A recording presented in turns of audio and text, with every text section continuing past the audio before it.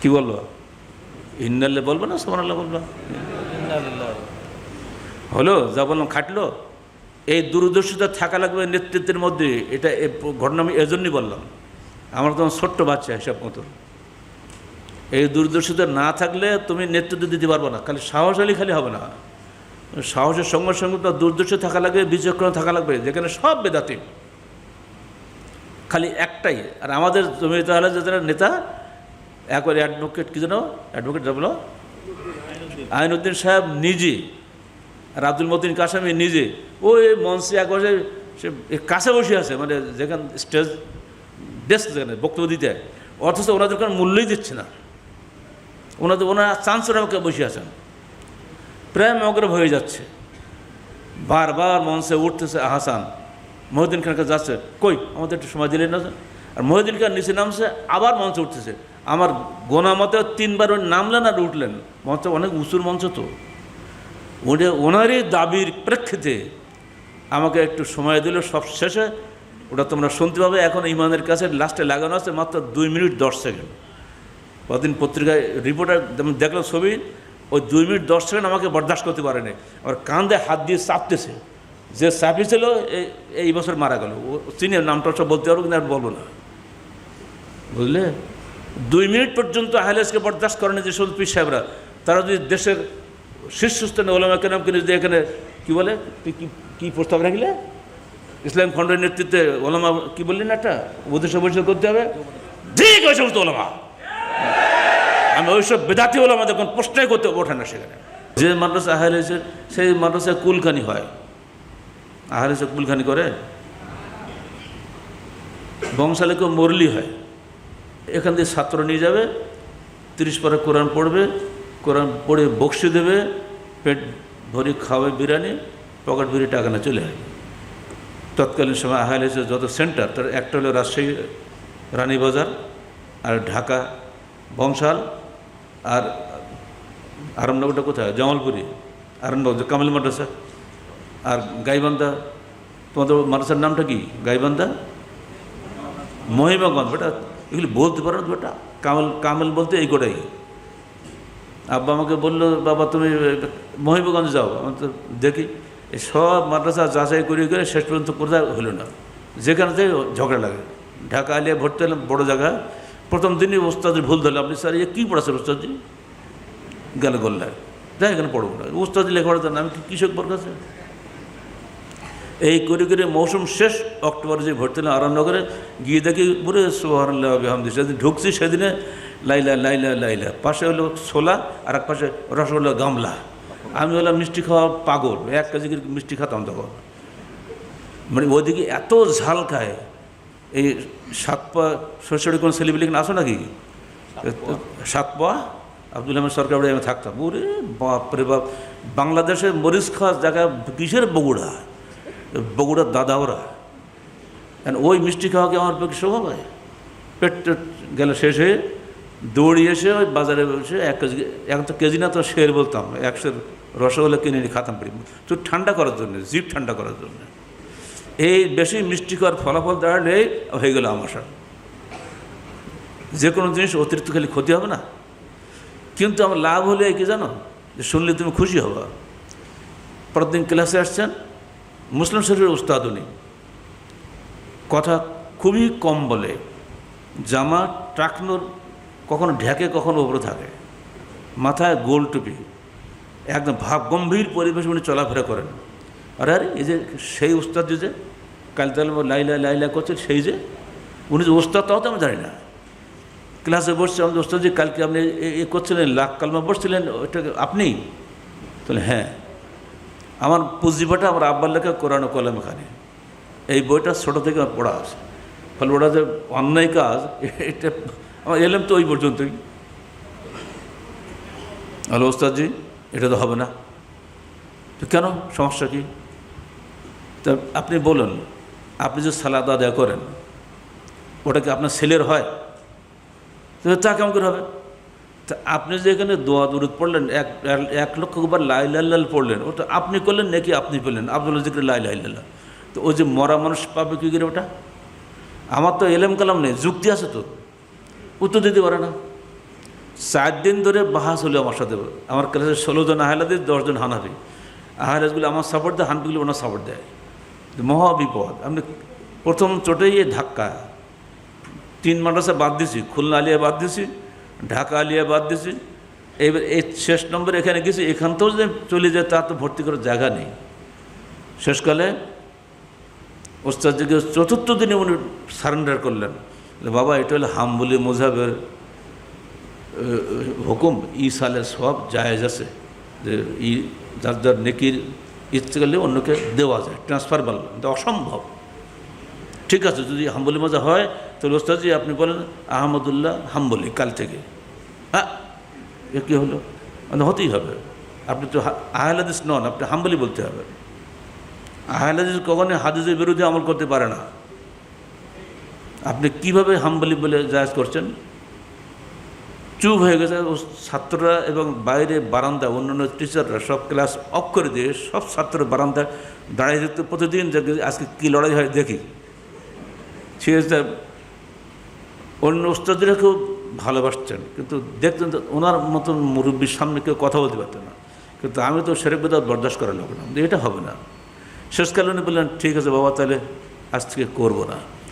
আপনি তাহলে এই যতদিন আমি এই মাদ্রাসা থাকবো 2 বছর, ততদিন করতে পারবেন না। তাহলে ঠিক আছে, তাই করবো। বাস, আলহামদুলিল্লাহ। হলো, খুশি হয়েছে তো নাকি? এরপর দেখি একদিন হঠাৎ সেলিম সাহেব স্যার আমার বলতে, ভাই আজকে খুব খাওয়া দাওয়া হবে। কেন? তাহলে আজ তো একটা মৃত্যুবার্ষিকী আছে। এই মাদ্রাসার একটা অত্যন্ত ধনী মানুষ ঢাকায় থাকে, তিনি সম্ভবত তার বাপের নামে এটা করে, আমাদের সবাইকে বছরে একদিন খাওয়ায়, যেদিন মৃত্যুর দিন সেদিন। তুমি এই মাদ্রাসার প্রতিষ্ঠাতা না, কিন্তু ওই অত্যন্ত বড় একজন ডোনার। তাহলে ভালো। আমার পাশে ইবনে মাজার উস্তাদ আব্দুল গনি সাহেব, আমাকে নেওয়ার জন্য শুনলেতে বিশ্বাস হওয়ার কথা না। লোকেরা তো লজিং থাকে, আমি লজিং বাড়ি থাকবো না। আমি লজিং বাড়ি থাকলে বলে বিয়ে দেখালে, সেখানকার মাদ্রাসার ছাত্ররা কোন লজিং থাকা মানে জামাই হওয়া। আমি এর মধ্যে আমি নেই। আমার বাড়ির সাতক্ষীরা, আমি কিন্তু জামাই হবো নাকি? এগুলোর মধ্যে আমি নেই। আমাকে ওই মাদ্রাসা রাখতে চাইলে একটা রুম দিতে হবে, পাকা রুম, মাত্র বড় বড় রুম। যারা দেখছো তারা জানে, চুনসকি করা, বহু পুরোনো, একেবারে পুরো রুম, একটা ক্লাসরুম আমার জন্য 1-8 ছেড়ে দিল। ঠিক বাবা, তুমি এখানে থাকো। তো দেখতে স্ট্যান্ড করা ছেলে। আর ওইটা হলো মাদ্রাসা বোর্ডে 1 নম্বর কেন্দ্র। ওখানে জীবনে কেউ ফার্স্ট ক্লাস পায় না, শুধু আহলে হাদিস বলি, এত হিংসা। ইবনে ফজল সব তো ওখানে ছাত্র ছিল। তা আমি তো ওগুলো খবর রাখি না। যাই হোক, ওনারা ওই বড় আশা করে আমাকে এই রুমটা ছেড়ে দিলেন, কিন্তু দুঃখ হলো এই, ওনাদের গোশত খাওয়া হলো না। যে লোক ওইটা করে সে শুনেছে যে একটা ছেলে আসছে সাতক্ষীরা থেকে, তো সে সব করতে মানা করে, করবে না। উনি চলে এসছে আমার কাছে সরাসরি। সে দারুণ, মানে বড় লোকের যে চেহারা বুঝতে পারছেন। আমাকে বলছে, ভাই আপনি যাবেন না? শুনলাম আমাদের এই মৃত্যুবার্ষিকীতে, প্রতি বছর আমরা করে আসছি। বললাম ভাই কেন যাব? তো এটা করা তো নেকির কাজ। কে বলছে আপনাকে? এই তো হুজুররা বলে। আপনি নিজেই বলেন, যখন খেলেন তারপরে ক্ষুধা লাগা পর্যন্ত এর নাকি পাবেন, এরপরে কিছুই পাবেন না। এবার আপনি বলেন, আল্লাহ রসুলের মৃত্যুর পরে কটা বার্ষিকী হয়েছে জীবনে? আবু বকরের মৃত্যুর পরে বার্ষিকী হয়েছে, ওমরের মৃত্যুর পরে বার্ষিকী হয়েছে। আমাদের অনুসরিত তারা কখনো বার্ষিকী করলেন না। আর হুজুরা বললে কি জায়েজ হয়ে যাবে? একদম হা কিন্তু আগে পড়ে যাবে। তো ভাই তাহলে এতদিন ধরে কি সব নষ্ট হয়ে গেল? সব নষ্ট হয়ে গেল, কোনো কাজে লাগেনি। কারণ হুজুররা মহা বিপদে পড়ে গেছে। আব্দুল গনি সাহেব বলতে, বাবাজি বুঝতে তো পারছেন, আমরা এখানে আসি, বেতন দেয়, খাই, কিছু বললে তো আর শেষকালে চাকরিটি হতে চলে যাবে।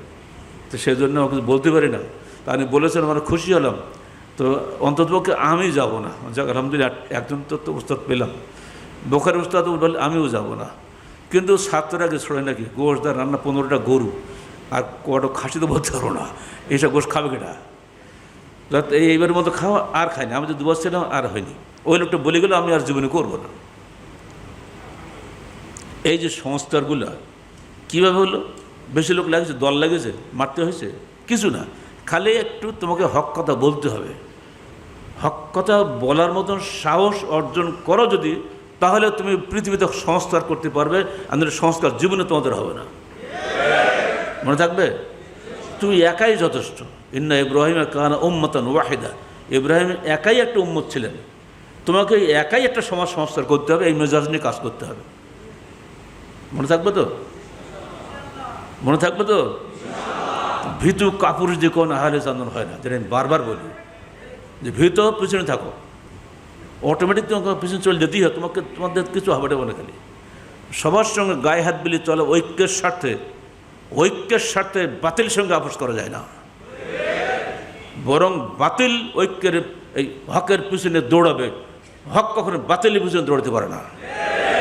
এই মেজাজ যদি তোমার মধ্যে না থাকে, তাহলে তুমি কিছুই করতে পারবে না। একে একে এসো। বিশ্ববিদ্যালয় লাইফটা খুব খারাপ লাইফ। ভাবলাম যে একা কই হবে না, যে কোনো সময় আমাকে মেরে দেবে না। ছেলে খুঁজতে হতো, খুঁজে পেলাম আব্দুল সালামকে। এই সাভারের বাড়ি, এখন সাভার কলেজের প্রিন্সিপাল প্রফেসর রিটায়ার করে গেছে। এমনি করে এখলাসকে পেলাম। এসব সেই আমলের নাম মনে থাকে, যেগুলো পেলাম খাসটুস করে এ বড়ে দিয়ে বলে, এই আমরা একটা সংগঠন করি না কেন, কী করবো, তাহলে যুব সংঘ করি। হ্যাঁ, তা ভালো, ভালো বললে হবে না, কিন্তু কাজ করতে হবে আমার সাথে। ঠিক আছে, হয়ে গেল। প্রথম কাজটি সামনে শয়ে বরাত, এর বিরুদ্ধে আমি একটা আর্টিকেল লিখবো, তাহারি এই কী বলে আরাফাতে দেবো, আর বিজ্ঞাপন ছাড়বো। এগুলো খালি তোমার বিতরণ করতে হবে। তো হ্যাঁ করবো, কিন্তু না, যেমনি আরাফাতে বেরিয়েছে 22 জন কামেল পাস ছেলে যারা ইউনিভার্সিটি পড়ে এসে আমার রুমে অ্যাটাক করেছে। বলে, এই তোমরা 22 জন যদি আমাকে রুসুকে ফেলে দেয়, আমি থাকতাম 535 নম্বর 38 নম্বর রুমে। এখানে যদি ফেলে দাও তো ওখানে শেষ, তোমার কিছু করা লাগবে না। তার আগে শোনো, তোমার কামেল পাস করছো না? তো হ্যাঁ, বলো শোয়া বরাত কোথায় আছে। ও তো বুঝি সুঝি না, করা যাবে না, তাই বলতে হবে। তাহলে বললে হবে তুমি যে কামেল পাস করছো, আল্লাহ কাছে কী কৈফিয়ত দেবা। যা হোক, শেষ পর্যন্ত ওরা চুপ হয়ে গেল। তো বলছে কি, আপনি তো আমাদের বলছেন আপনার আহলেজের হেডকোয়ার্টার বংশাল দেখে আসেন। আরে আমি তো জানতাম বংশাল মানে এখন মক্কার মতো, ওখানে কোনো বেশ সেরেক বাদ নেই। এই বংশালের সোয়েটারি খেয়ে জেনে যাবো, 1 লাখ টাকা দিয়েছো তো। বংশাল মানে আহলেজের মক্কা, ওখানে কোনো সেরেক বাদের প্রশ্ন। আব্বাস গল্প শুনছি, বংশাল হলো আমাদের হেড অফিস, জমিদের হেড অফিস।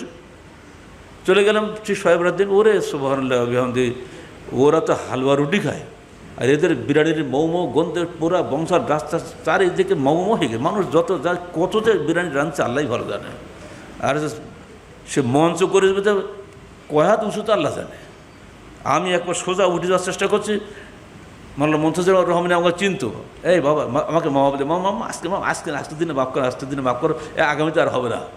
আমাকে বুঝতে পারছি ও কী বলবে, আগেই বুঝি নেছে।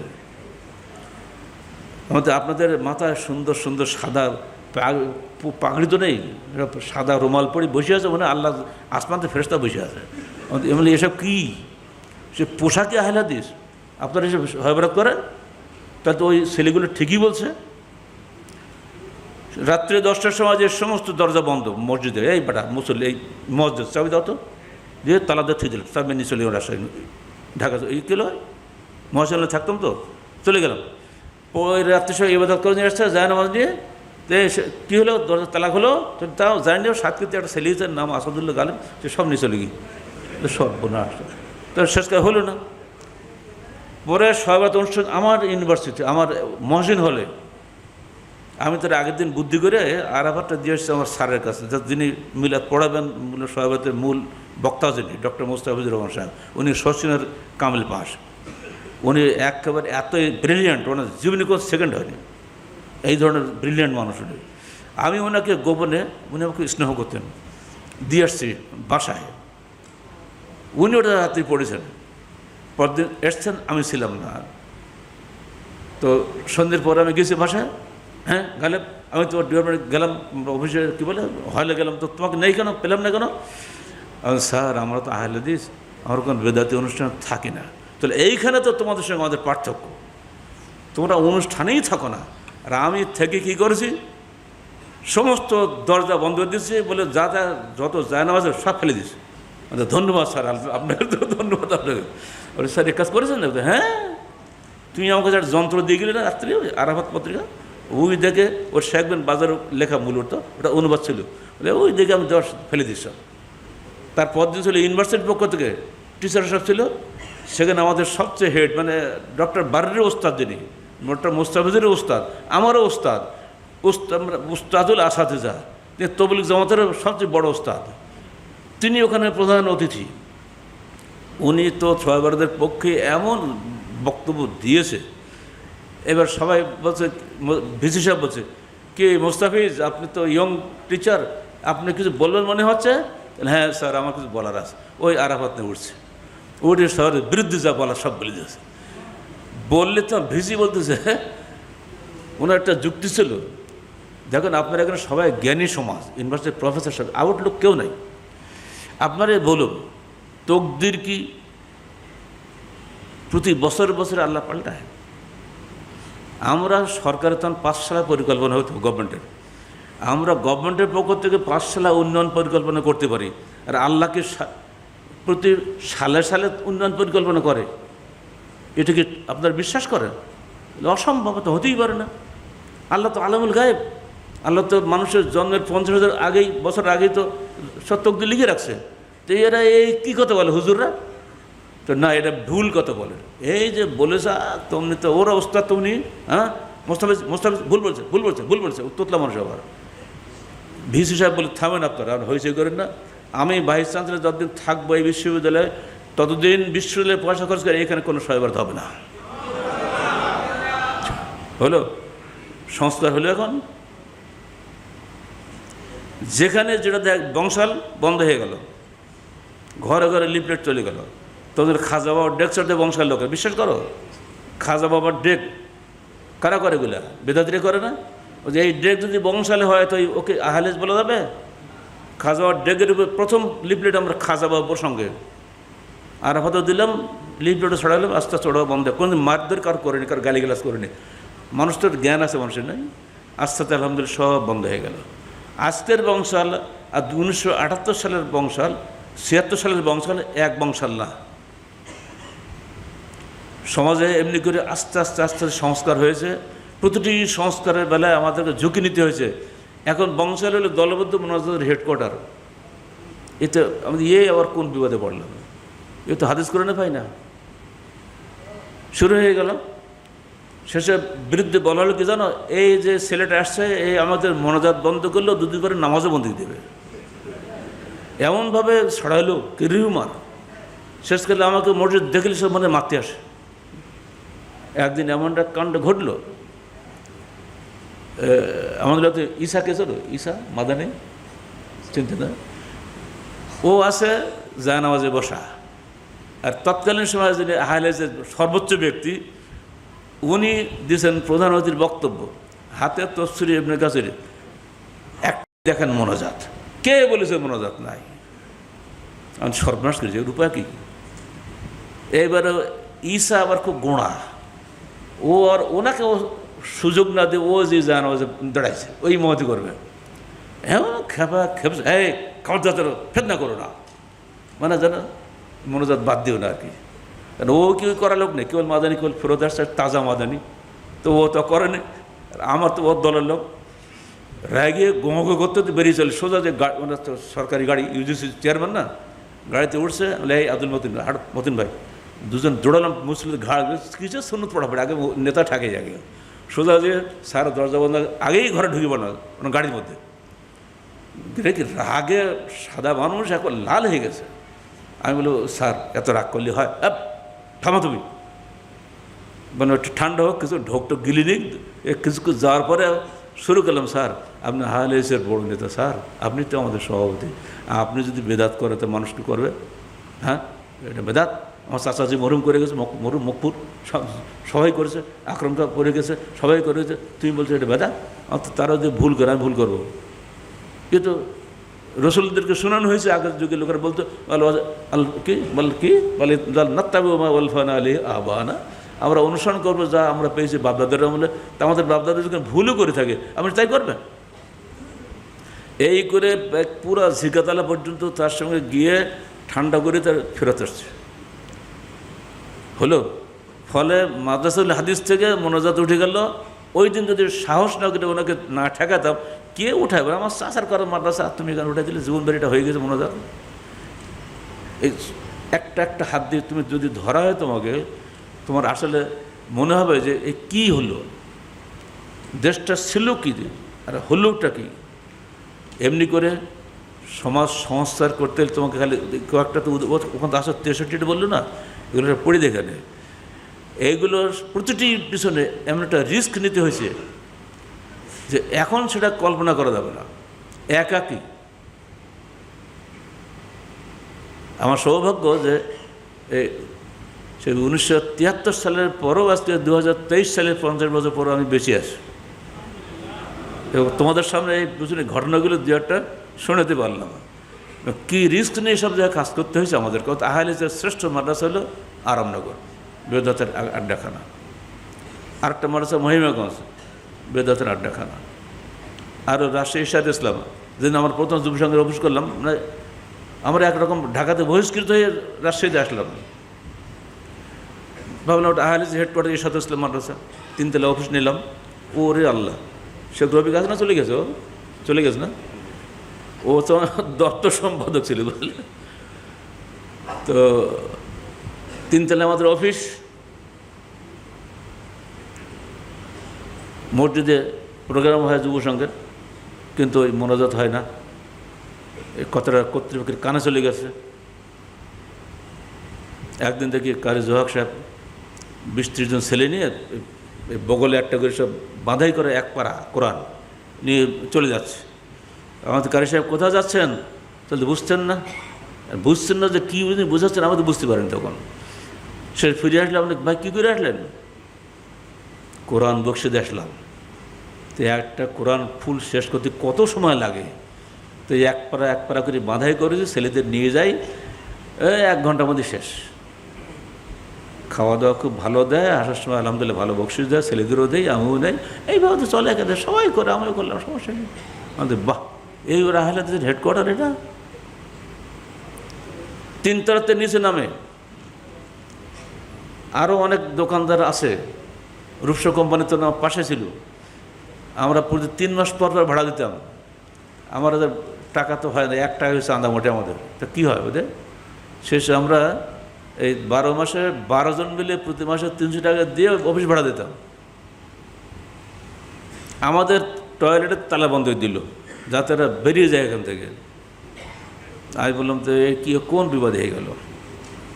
শেষ নিচতলায় টয়লেট আছে, সেখানে যাওয়া হবে, বা পানি খেতে দেবে না। শেখ রফিক জগ এনেছে, নিচতে উজু করার ট্যাপ থেকে পানি নেবে, 1 থাপ্পড় দিয়ে ফেলে দিল, যুব সঙ্গে পানি খেতে পারবে না। হাসতেছ না, পানিও খেতে দেবে না, অথচ আইনই পাচ্ছে না। যেটা পানি আমরা ভাড়া নিয়মিত দিচ্ছি, তো ঠেকাতেও পাচ্ছে না। এই জুলুম হয়েছে রাজশাহীতে। এই যদি অবস্থা হয়, তাহলে বলো আমাদের অবস্থা কীভাবে যুব সংঘ এই পর্যন্ত এসছে। ওখান থেকে আমাকে তাড়াই দিল, চলে গেলাম হড়গ্রামে, একই অবস্থা। প্রতি মঙ্গলবার তফসির করতাম, 6 জন আহলে হাদিস হয়ে গেল। ওইখানেই প্রথম আমার খুতবার দিন মাহফুজ ছিল জয়পুরহাটের। এবং সেদিন যারা ছিলেন ওখানকার, যারা সব প্রায় সব মারা গেছে, আব্দুল হক ভাইটি সব বলল যে এই মেম্বারে আহলে হাদিস নামটা আজ প্রথম উচ্চারণ হলো। বলো আলহামদুলিল্লাহ। অথচ আহলে হাদিসের মসজিদ সবই আহলে হাদিসের, কিন্তু আহলে হাদিস বলা জায়েজ নয়, কারণ ওরা সব জামা ইসলাম করে। আহলে হাদিস বলাই যাবে না।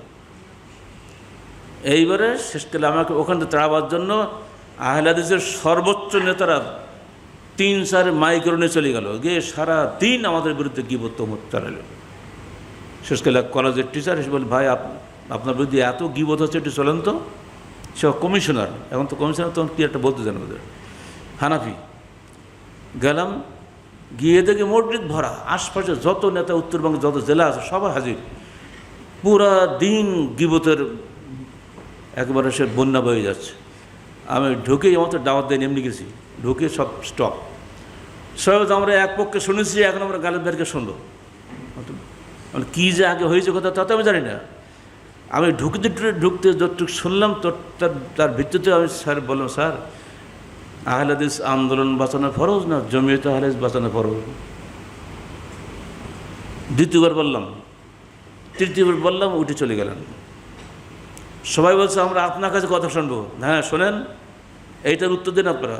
আহলে হাদিস আন্দোলনটা আপনারা চান না সংগঠন চান? আগে সংগঠন, আগে আন্দোলন।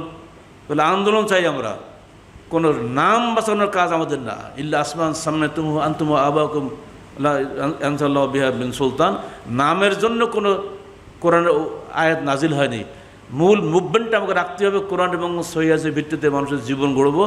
এই উদ্দেশ্যে আমরা জনগণকে ডাকবো, প্রত্যেকটা মানুষকে এই পথে আমাদের ডাকতে হবে। এটি হলো আহলে হাদিস আমাদের মূল লক্ষ্য। মুহুর্মুহু স্লোগানে ধন্য আজকের এই স্লোগান, বুঝলে। এরপরে চলে গেল 94 সালের 29শে জুলাইতে ঢাকা।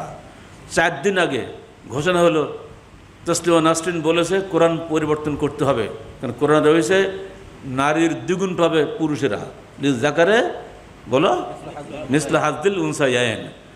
অতএব এই কোরআন চলবে না, নতুন কোরআন লাগবে। সমস্ত দেশ খেপে গেল। 4 দিন আগে এই কথাটা আমার কানে হেঁটে, তখন তো ভাই মোবাইলের যুগ ছিল না।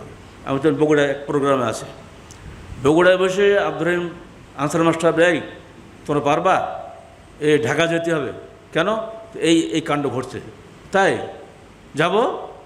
4 দিনের মধ্যে 26টা গাড়ি রেডি করা অত সহজ মনে করো না, মাইক্রো না, মাইক্রো তো ফাঁকিবাজ, 10-12 জন লোকের এক গাড়ি, ফুল বাস ভরে 4 দিনের মধ্যেই 26টা গাড়ি রেডি হয়ে গেল। তখন যুব সংঘের এই আনুগত্য ছিল, আলহামদুলিল্লাহ, শুকরিয়া আদায় করি তাদের জন্য। দুর্ভাগ্য আসছে আব্দুর রহিম কারাগারে, আনসার মাস্টার দুনিয়াতে বিদায় হয়ে গেছে। 26 গাড়ি দাঁড়িয়ে আছে বংশালের সামনে। তখন আমাদের যুব সংঘ সভাপতি হলো, কী নাম বলো, হাসান, জি হাসান। আহসানকে আবার মাওলানা মহিউদ্দিন খান ভালো করে চেনে, কারণ আহসানের চাচা হাজি আকিল ছিলেন মাওলানা মহিউদ্দিনের দলের লোক। ওইখানে, এই তোমার এত গাড়ি কেন এখানে আহসান? তো যে আমাদের আহলে হাদিস যুব সংঘের গাড়ি। কী জন্য? তাহলে ওই যে ওখানে সম্মিলিত সংগ্রাম পরিষদ ওখানে যাবে, সেখানে তো তাই নাকি? তোমাদের গাড়ি আমাদের এই সম্মেলনের জন্য নিয়ে আসছো? বলে হ্যাঁ। তোমাদের চাচা একটা কাজ করতে হবে, আমরা যেন একটু কথা বলতে পারি। আমাদের তখন তো আমি ছিলাম, আমার সভাপতি ছিলাম যুব সংঘের, আমাদের সভাপতি সাহেবকে একটু কথা বলার সুযোগ দিতে হবে। হ্যাঁ অবশ্যই দেবো, 26টা গাড়ি তোমরা নিয়ে এসছো, দেবো না মানে? মহিউদ্দিন খান বহু খুশি, কিন্তু জায়গায় দিয়ে দেখলাম মহিউদ্দিন খানের আবেগ আর বেশ টিকলো না। আরে সুবহানাল্লাহ বিহামদি, সেখানে যাওয়ার পরে ওরা দেখি সব পিসাব, তো মুরিদান আছে, ভলেন্টিয়ার তো নাই। তা আমাকে বলছে মহিউদ্দিন খান, এই বাবাজি তোমার কি ভলেন্টিয়ার আছে? কজন লাগবে? 30 জন। সব দেখছেন তো 26 গাড়ি, সবই তো যুব সংঘ, একটা দাড়ি পাকা কারণ নেই, সব তো আমাদের ছেলেগুলি। তবু বাবা তুমি বাসায় করে 30টা লোক আমার তো অন্তত মঞ্চে পাহারা দেবে। ঠিক 30টা দিয়ে দিলাম, ও তো 1 মিনিটের ব্যাপার আমাদের দেখো। বলে এই এসানে জাহিরকে নিচে বোমা মারিয়ে হত্যা করেছে লাহোরে, আজকে আমি মঞ্চে এসেছি, অবশ্যই এরা হত্যা করবে। বেদাতিরা কোশ্চেন করে আহলে হাদিসকে বরদাস্ত করবে, মনে রেখে দিও, চলো মঞ্চের তলা চলে যাও। মঞ্চের তলা ঢুকলো, ঠিকই পাওয়া গেল। যারা তোমরা মানে এগুলোতে গেছো, আসাদগড় থেকে বামের দিকে ঘুরতে ফার্ম গেট দিকে, ওখানে কিছু গাছ আছে না, ফুল গাছের মতো দেখা যায়, আসলে ফুল গাছ না, বলে পাতা খালি। ওই গাছের উপরে পলিথিন ভাসতেছে, ওই পলিথিন টানতে বের কিনে, পলিথিনের 7টা বোমা পাওয়া গেল। কি বলবো, ইন্নাল্লাহ বলবো না সুবহানাল্লাহ বলবো? হলো যা বললাম, খাটলো। এই দূরদর্শিতা থাকা লাগবে নেতৃত্বের মধ্যে। এটা ঘটনা আমি এজন্যই বললাম, আমার তখন ছোট্ট বাচ্চা হিসাব মতো। এই দূরদর্শিতা না থাকলে তুমি নেতৃত্ব দিতে পারবো না। খালি সাহসী খালি হবে না, সাহসের সঙ্গে সঙ্গে তো দূরদর্শী থাকা লাগবে, বিচক্ষণ থাকা লাগবে, যেখানে সব বেদাতি। খালি একটাই। আর আমাদের জমিয়ত আহলে হাদিস যারা নেতা, একবার অ্যাডভোকেট, কি যেন অ্যাডভোকেট বলো, আইনউদ্দিন সাহেব নিজে, আর আব্দুল মতিন কাসেমি নিজে, ওই মঞ্চে একবারে সে কাছে বসে আছে, মানে যেখানে স্টেজ ডেস্ক, যেখানে বক্তব্য দিতে হয়, অথচ ওনাদের কোনো মূল্যই দিচ্ছে না। ওনারা চান্সের আমাকে বসে আছেন, প্রায় মগরব হয়ে যাচ্ছে। বারবার মঞ্চে উঠতেছে আহসান, মহিউদ্দিন খানকে যাচ্ছে, কই আমাদের একটু সময় দিলেন না? আর মহিউদ্দিন খান নিচে নামছে, আবার মঞ্চে উঠতেছে। আমার গোনা মতে 3 বার উনি নামলেন আর উঠলেন। মঞ্চ অনেক উঁচুর মঞ্চ, তো উনি ওনারই দাবির প্রেক্ষিতে আমাকে একটু সময় দিল। সব শেষে ওটা তোমরা শুনতে পাবে, এখন ইমানের কাছে লাস্টে লাগানো আছে মাত্র 2 মিনিট 10 সেকেন্ড। কদিন পত্রিকায় রিপোর্টার দেখলাম ছবি, ওই 2 মিনিট 10 সেকেন্ড আমাকে বরদাস্ত করতে পারেনি। আবার কান্দে হাত দিয়ে চাপতেছে। যে চাপিয়েছিল এই বছর মারা গেল, ও চিনি নামটা সব বলতে পারবো কিন্তু আর বলবো না, বুঝলে। 2 মিনিট পর্যন্ত আহলেসকে বরদাস্ত করেনি যে শুধু পীর সাহেবরা, তারা যদি দেশের শীর্ষস্থানে ওলামা কেরাম কিনে যদি এখানে কী বলে, কি প্রস্তাব রাখলে, ইসলাম খণ্ডের নেতৃত্বে ওলামা কি বললেন, একটা উপদেষ্টা পরিষদ করতে হবে, ঠিক ওই সমস্ত ওলামা। আমি ওইসব বেদাতি ওলামা দেখুন প্রশ্নই করতে ওঠে না, সেখানে এরাই দেশ চালাবে। এই জন্য কালু লিখে দিয়েছি, এখন আবার লিখে দিলাম, আহলে হাদিস ওলামাদের নিয়ে সেখানে গঠন করতে হবে। ওরাও থাকবে, আহলে হাদিস থাকবে, আহলে হাদিস বাদ দিয়ে কোনো ওলামা পরিষদ হবে না বাংলার জমিনে। 3 কোটি 4 কোটি আহলে হাদিসের আলেম ওলামা নেই, সব মূর্খ নাকি আমরা এখানে? আমাদেরকে মাইনাস করে তোমরা এখানে ইসলামী হুকুমত চালাবে, হতে পারে না। এটা হলো আমার অপরাধ। তোমরা অপরাধ বলো, যাই বলো, 2 মিনিটে নামতে হলো, তো 10 সেকেন্ড টাইমে গেছে। আমি স্মরণ করছি আজকে আমার ভাই গোলাম মুক্তাদিরকে, খুলনা জেলার সভাপতি ছিলেন তখন, ও আজকে দেশে নেই, বোধহয় আমেরিকা আছে না কোথায় আছে, আল্লাহ জানে, বুড়ো হয়ে গেছে। ও মাথা যে কী বুদ্ধি খেললো, ও চট করে উঠে উপরে যে আমার সামনে ক্যাসেট ধরেছে, মানে আমার স্টেজের উপরে, স্টেজ না কী বলে এটাকে, ডেস্ক, এই যে তোমার এটা ডেস্ক না, একেবারে আমার বক্তব্য শুরু করেছি নামাদু দিয়ে ওইখানে ওই ক্যাসেটটা দিয়েছে। যদি ও না দিত ওই সময় এই বক্তব্য সম্পূর্ণ মাঠে মারা যেত, কারণ কোনো পত্রিকায় আমার নামই দেয়নি, এত ঘৃণা। এমনকি ইনকিলাবের যিনি রুহুল আমিন খান সাহেব আমার পাশে বসা, কি খান সাহেব, যুব সংঘের নিউজ আপনার পত্রিকা আসে না, না ভাই কালকে দেবো। অথচ কালকের এই বিশাল নিউজের মধ্যে কোথাও আমাদের নাম নাই, অথচ ইসলামী পত্রিকা। ভাগ্যিস ও ওইটা টেপ করে রাখছিল, সেজন্য এখন পর্যন্ত আছে। আমি আবুল বাসাকে বললাম, বেটা বের করে দিতে আমাকে একটু, তো বের করে দিয়েছে, আমাকে ধন্যবাদ দিচ্ছি। আর আজকে যে তোমরা যে ছেলে গানটা গাইলো, এটা হবে না, এটা হলো কি, জাগরে যুবক নওজোয়ান, মনে পড়ে ছবিগুলির কথা? সেদিন সে বলছিল ভক্তপীরের ভক্তপীর, প্রায় বেটা ভক্তপীর, ওটা ভণ্ডপীর। তো আমাকে শুনাইলো, না তোমার হলো ভক্তপীরই বলো, ভক্ত মানে ভণ্ড, পীর সব ভণ্ড, তো ভক্তের অভক্ত কি? মানে ভক্ত বলে যে জোশ আসে, ভণ্ড সে জোর আসে না। তুমি রাখো, তুমি ভক্তই থাকো, তোমার দরকার নেই ভণ্ড বানানোর। এই সেদিনের সেই ছবিগুলো, সেই কণ্ঠ আর জীবনে তোমার শুনতে পাবো না। যদি সেই রেকর্ড কখনো খুঁজে পাওয়া যায়, আমি বলবো আমাদের আইটি বিভাগের সবচাইতে বড় ক্রেডিট হবে ওইটা বের করা। পাওয়া গেছে, আলহামদুলিল্লাহ, বেটা ওইটা শুনে দিতে পারবে আগে ইচ্ছে করলে। সেদিনের সেই জাগ্রত যুবক নওজোয়ান যুব সংঘের সম্মেলনে প্রথম 1991 সালের 25শে, ওটা কি জুলাই, মানে না ভুল হচ্ছে আমার, 25শে বৈশাখ, ওটা প্রচণ্ড গরমের দিন। সেই দিন যার অসুখ অবস্থায়, মাথা ব্যথা অবস্থায় এক জ্বর নিয়ে এসেছিলেন যেই মানুষটা, সেই মানুষটা মারা গেলেন। এখনও 1 মাস হয়নি। আমি কাবুলকে পাঠিয়েছিলাম জানাজা করাতে। উনি বলে গেছিলেন, আমার জানাজা হয় আপনি পড়াবেন, নইলে আপনার আন্দোলন থেকে কেউ যাবে যেন অন্য কেউ আমার জানাজা না পড়ায়। উনি সেদিন বলেছিলেন, তখন তো আমি না বলে, স্যারের 1.5 ঘন্টার ভাষণ যে কীভাবে গেল আমি টেরই পেলাম না। আমি এত রোগে ঠট্টাই কাঁপতেছিলাম, জ্বরটা সব সেরে গেছে আমার। সেই বইটাই হলো দাওয়াত জিহাদ বইটা। আর এর জন্যই আমাকে কারাগারে যেতে হলো। প্রথম রিমান্ডে প্রথম দেখে ও বইটা মার্কাই দিতে, দাগ দিতে সব, বলে কীভাবে, এই যে আপনি জিহাদ পছন্দ করেন, যে দাওয়াত জিহাদ বই আপনি লিখছেন, দেন যে মুখের বসা বসে নেই। বাংলাদেশ কি এমনি এমনি হয়েছে নাকি? দোয়া বড়ি বড়ি হয়েছে? 30 লাখ বলেন মরেছে, 30 লাখ কি মুক্তি শহীদের, ঘন ঘন মুখস্থ গল্প করেন, আরে এমনি এমনি শহীদ হয়েছে নাকি? শহীদের মাধ্যমেই বিজয় আসে, হয় শাহাদাত নয় জান্নাত। আপনাদের হয় শাহাদাত নয় বঙ্গভবন, আর আমাদের হয় শাহাদাত নয় জান্নাত, পার্থক্য নাই। প্রতিটি ব্যাপারেই পরে দেখা গেল শেষ পর্যন্ত রাখলো, ওর উদ্দেশ্য খেলে আমাকে আটকানো, যেন কথা বলতে না পারে বাইরে গিয়ে। 3 বছর 6 মাস 6 দিন থাকলাম। কেন থাকলাম আজও বলতে পারি না। তৎকালীন সময় যারা প্রশাসনে ছিল তাদের অবস্থা আপনারা জানেন। তারা আবার ক্ষমতা আসতেছে, আসুক না, সমস্যা নেই, কিন্তু এই কৈফিয়ত তাদেরকে দুনিয়াতেও দিতে হবে, আখিরাতেও দিতে হবে। ছাড়াছাড়ি নেই, আমি একটাকেও ছাড়বো না। কোন আজ পর্যন্ত আমার সামনে ক্ষমা চাইতে আসে নাই। সাবধান, অত সহজ না। মাপ চাইলে মাফ করবো, মাপ না চাইলে কোন পাগল মাফ করে? কিছু কিছু হুজুর আছে সে ঘরে বসে বলে আমি সব মাফ করে দিলাম। জি না, ওই পাগল মাফ করা আমি লোক না। পাপ চাইতে হবে, জেনে বুঝে যে আমি অপরাধ করেছি, অনুতপ্ত হতে হবে, তারপর তোমাকে ক্ষমা করা হবে। কিন্তু ক্ষমা করলেও যে জীবনগুলো গেছে, যে সময়টা গেছে, তুমি পারবে আমার জীবন থেকে 3 বছর 6 মাস 6 দিন ফেরত দিতে পারবে? কোশ্চিন কালেও পারবে না। হ্যাঁ, একটা কাজ তোমরা করেছো আলহামদুলিল্লাহ।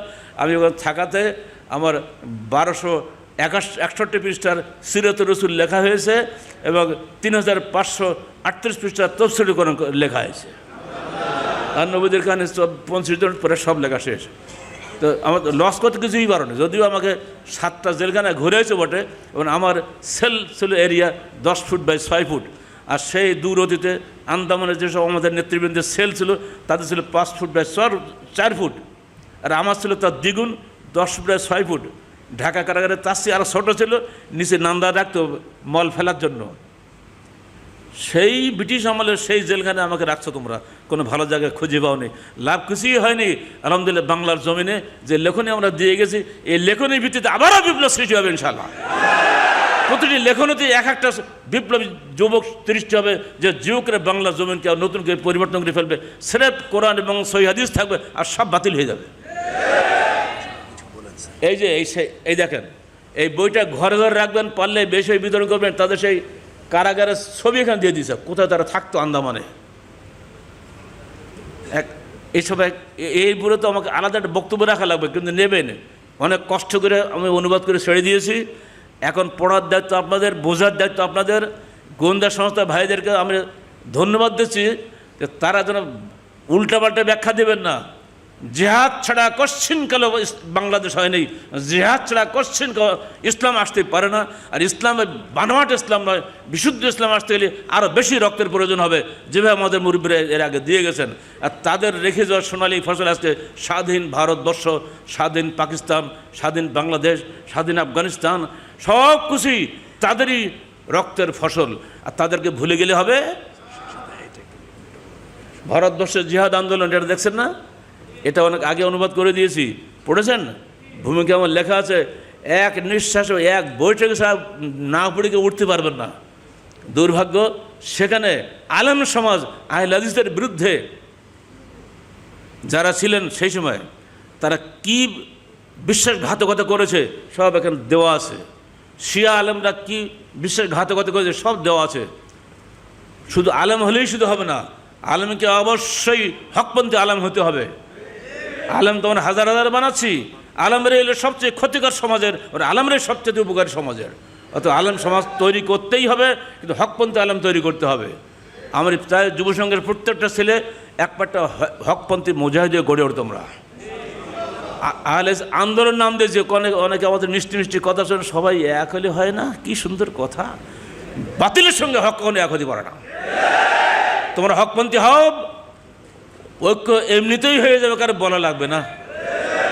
আর বাতিলপন্থী থাকবা, রফাদানি ঐক্য করবা, রফাদানি ঐক্য চলবে না, সহিদের আন্দোলন চলবে না। সহিদের কত নাম তোমরা দিচ্ছ, ওইসব নাম হলে বানোয়াট নাম। যারা আমাদেরকে জেল খাটিয়েছে তাদের ইঙ্গিতগুলি সব হচ্ছে, এত সহজে হয়নি। এই আহলেকে ভাঙন সৃষ্টি করার জন্যে যত রকম চক্রান্ত ষড়যন্ত্র আছে সবই তারা করে যাচ্ছে। তোমরা সাবধান থাকো। একমাত্র হকপন্থী আন্দোলন হবে আহলে হাদিস আন্দোলন বাংলাদেশ। এর মধ্যে যারা হকপন্থী আসো যুবসংঘের, তারাই থাকবা। বাতিলপন্থী যদি হও, পেট পূজার যদি হও, অলস যদি হও, বিলাসী যদি হও, চলে যাও তুমি যুবসংঘ থেকে, তোমার কোনো প্রয়োজন নাই। একজনই যথেষ্ট, কোনো অলস এবং বিলাসী হতে পারে না।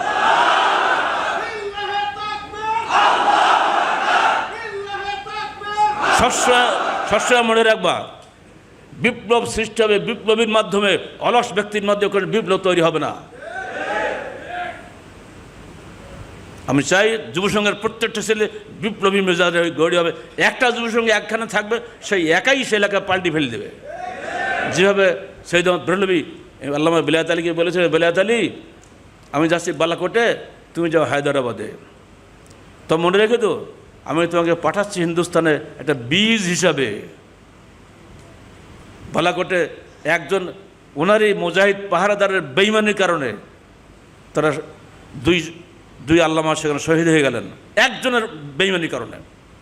700 মুজাহিদের মধ্যে একটা বেঈমানি করলো, পাহারা দিয়ে পথ দেখাই দিল, যার ফলে চলে এলো সাল্লেমি নামে ইংরেজ সেনারা, গেলেন ওনার শহীদ হয়ে, ভালো কথা। কিন্তু ওই যে বীজ আগে নসিহত করেছিল, বাবা তোমাকে বীজ হিসেবে পাঠালাম হিন্দুস্তানে, সেই বেলায়েত আলী দেখলো আমার আমির শেষ।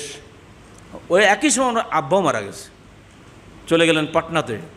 এই শুরু করলেন যে আমার আমির তো বলে গেছিলো বীজ হতে, আমাকে বীজই হতে হবে। এখানে আমি আন্দোলন শুরু করলাম, দুই ভাই, পুরো পরিবারটাই, পুরো পরিবার সবাই শুরু করে দিল দাওয়াত ও জিহাদের প্রোগ্রাম। হাজারে হাজারে মানুষ সন্ধান পেল সন্তের, পরিবর্তন হয়ে গেল পাটনা বিহারের সব এলাকার, পাটনা আজিমাবাদের এই সমস্ত মানুষদের মধ্যে। এখন যারা আমাদের সামনে আসেন যেসব মুরব্বীরা, মেরাতুল মাফাতিহির লেখক আল্লামা, এই নামটা কি, সাকিব না, বলো না, শফিউর রহমান মুবারকপুরি, না হলো না, তুমি কিছু বলো না পাগল। সাহেব মেরাতের নাম কি? ওবায়দুল্লাহ মুবারকপুরি। বলতে এত সময় লাগে, আমার এখন স্মৃতিভ্রংশ হয়ে গেছে। আর একজন নাম কি, আরেকটা কি বড়, ওনার কিতাবের নামটা কি? আর রাহিকুল মাকতুম লেখক কে? বিশ্বের সেরা সিরাত লেখক হচ্ছেন ওই প্রকাশ পুরস্কার প্রাপ্ত ব্যক্তি। আলহামদুলিল্লাহ, সিরাত রাসূল যদি আজকে প্রতিযোগিতা হয়, ইনশাআল্লাহ এটাও টিকে যাবে 1 নম্বরে, আমরা আশা করি। এই দুইজন মহামনীষী ওই আজিমাবাদের রত্ন, বুঝলে? বীজ বপন করেছিলেন বেলায়েত আলী, এনায়েত আলী। তার আমিরের সৈয়দ আহমদ ব্রহ্মবীর ওসিয়ত তিনি মেনে নিয়েছিলেন। জীবনের বিনিময়ে জমিদার পুত্র বেলায়েত আলী সব ফেলে দিয়ে কাদা মাটি মেখে মাটির ঘর তৈরি করেছে, সমস্ত বিলাসিতা ফেলে দিয়েছে। তার বাপ দেখতে গেছে ফতেহ আলী, যে বাবা দেখো তো আমার ছেলেটা কেমন আছে, লোক পাঠাইছে, 400 রুপিয়া দিয়ে পাঠাইছে। গিয়ে দেখে এই অবস্থা, আপনার এই অবস্থা, ডুকরি কেন্দ্রে উঠেছে। আপনি আমার জমিদার, আমি আপনার বাড়ির কর্মচারী, আপনার এই অবস্থা। বাড়ি চলে গেলে, ওস্তাদজি আপনার ছেলের এই অবস্থা। বলে তাই? ভাবছিল আব্বা এগুলো শুনে নাখোশ হবে। না, আমার ছেলের ঠিক পথেই আছে, কিসের বিলাসা, আমিও যাবো ছেলের সঙ্গে জিহাদে। চলে আসো, সোজা এসে ছেলের সঙ্গে মুজাহিদ মানে যোগদান দেব। বুড়ো মানুষ, চিন্তা করা যায়, একটা ছেলেই যথেষ্ট, কিছুই লাগে না। সাদেকপুরি পরিবার ইতিহাস পাল্টে দিয়েছে। সাদেকপুরি পরিবার দেখার জন্য আমি নিজেই গেছি সেখানে। 1998 সালের 22 জুন তারিখে আমি নিজে এই কেন্দ্রে গিয়েছি। এখনও পর্যন্ত সরকার তাদের উপরে চোখ রেখেছে, তাদের সাইনবোর্ডটা পর্যন্ত নিয়ে চলে গেছে। যুব সংঘের সাইনবোর্ড তোমরা বরদাস্ত করো না। 1985 সালের 5ই ফেব্রুয়ারি যখন ঢাকাতে প্রথম সম্মেলন হয়, সেখানে আসছিলেন কে? পাকিস্তানের জ্বালাময়ী বক্তা আল্লামা ইহসান আলী জাহির, এসেছিলেন আব্দুল হামিদ রহমানি। বলা হলো কি, এহসান আলী জাহিরকে 15 মিনিট টাইম। উনি এসে মূলত আমার সিডি পেয়ে আমাকে বলছে কী করবো, আপনি ওঠেন, সব ঠিক হয়ে যাবে। উঠে বলছে, रईसुल हफला जानते नहीं कि अल्लामा एहसान ज़हीर के गर्म होने के लिए 15 मिनट की ज़रूरत है। আমার গরম হতেই 15 মিনিট সময় লাগে। সমস্ত ঢাকার বংশাল নজর এলাকায় মানুষ নাচতে লাগলো তার বক্তৃতা শুনে। উর্দু থেকে বোঝে না, কিন্তু বক্তৃতার জোশ দেখে মানুষ তো পাগলের মতো নাচতেই থাকলো। কি এটা মানুষ নাকি ফেরেশতা?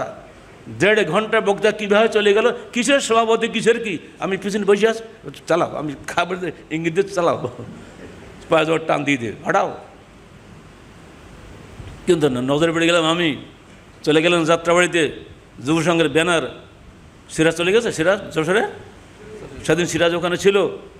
এই কী টাঙাছো তোমরা এখানে? নিজেরা 2 ভাই মিলে ব্যানারটা একদম ছুঁড়ে ফেলে দিল সেখান থেকে। যে ছুঁড়ে খুলে ফেলে দিল তার নাম আমার এখনও মনে আছে।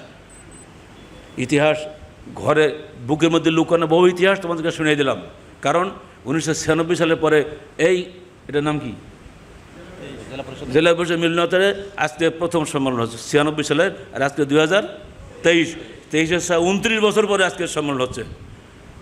সেই সময় ছিল আন্দোলনের সভাপতি ঈসা হাক্কানি, যিনি ছিলেন 133 বছরের ব্যক্তি, ইফাজউদ্দিন হাক্কানির ছেলে, যে লোকটা বালা করতে পালিয়ে এসেছিল, গাইবান্ধা এসে আশ্রয় পেয়েছিল, তার তরবারি নিজে তিনি আমাকে গিফট করেছিলেন। দেখছো না, আছে না ছবি? উনি আমাকে 1992 সালে বনরপাড়া বিডি হল ময়দানে বলছে, এই তরবারি হক আদায় করার যোগ্যতা আমার নেই, এটা আপনার। এবং আমি ওইটা বুকে বেঁধে ওইটা হাতে নিয়ে এসে বক্তৃতা করেছিলাম, সে ছবি এখনও আছে আমার অ্যালবামে, বুঝতে পারলে? কত খুশি। কিন্তু এই বিখ্যাত পরিবারে একটা ছেলেও কিন্তু জিহাদি হয় নাই, সাহসী হয়নি, এত ভীতু। উনি ওই দিনই পড়তে, আমি তো কারাগারে গেলাম, ওর বাড়ির পাশে একদম আমাকে দেখতেও আসেনি ভয়ে, দেখতে গেলে আবার আমাকে অ্যারেস্ট করে। হবে না, বাপকে বেটা হতে হবে।